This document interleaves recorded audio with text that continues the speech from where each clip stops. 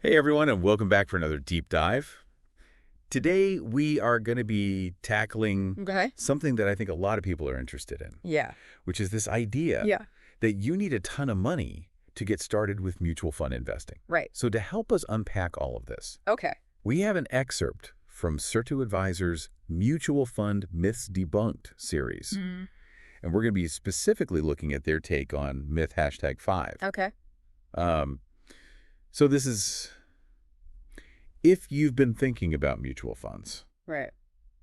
and are feeling like, oh, I need to win the lottery before I can even consider this, Right. you are definitely going to want to listen to this one. Yeah, absolutely. Because what really caught my eye in this article is just how little money Yeah. you actually need to get started. I know, right? Like, it's surprisingly accessible. It is, and that's what makes that myth so frustrating. Yeah. Because it holds people back from starting their investment journeys when they could actually begin like today. Yeah, You know? absolutely. So let's unpack this. The source puts it bluntly. Yeah. They say that this myth is absolutely incorrect. Mm-hmm. So tell me, Yeah. what is the real story when it comes to starting with mutual funds? Yeah. So the reality is you don't need a fortune to get started, in fact. You can begin with a one-time investment, Okay. as low as $5,000, and then additional contributions can be as little as $1,000. Okay. And there's even some that are called ELSS, Yeah. equity-linked savings schemes, which are mutual funds that offer tax benefits. Oh, okay. You can sometimes start with just $500. 500. I know.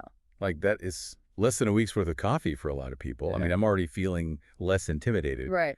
But with so many different mutual funds out there, how do you even choose That's a great question. where to start? So choosing the right mutual fund really depends on a few factors, like your financial goals, Okay. your risk tolerance, and your investment time frame. Mhm. But before we get overwhelmed, Yeah. it's important to remember that you can start small and adjust as you learn more.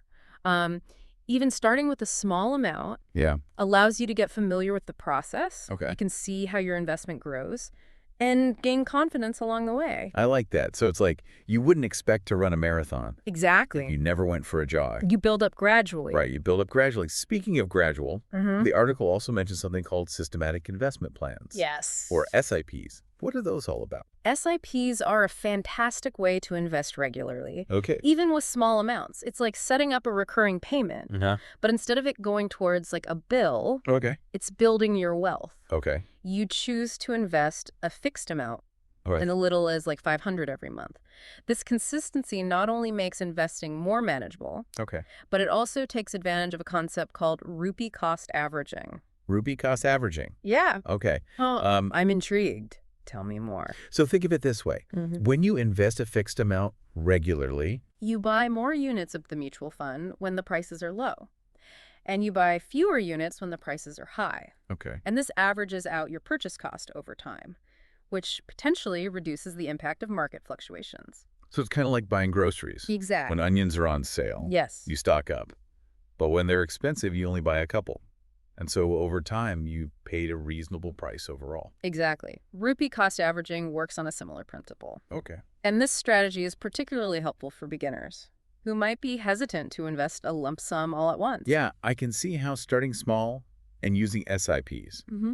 would make investing feel a lot less daunting. Yeah, It takes the pressure off of having a huge chunk of money up front. precisely. And the beauty of it all is the potential for long-term growth, even starting with small amounts. Okay. The power of compounding can work its magic over time, Yeah. potentially turning those small contributions into significant wealth down the road. I mean, think about it. Yeah. What could €500 a month, consistently invested over 10, 15, even 20 years, potentially turn into? That's pretty powerful. It really flips the script on this whole idea that you need to be wealthy to start investing. Right. It's more about just being consistent over time. Yeah. So, for our listener out there, what's the one key takeaway Okay. you want them to remember from today's deep dive? I would say, don't let the myth of needing a lot of money hold you back from investing. Mutual funds are surprisingly accessible, even with small amounts.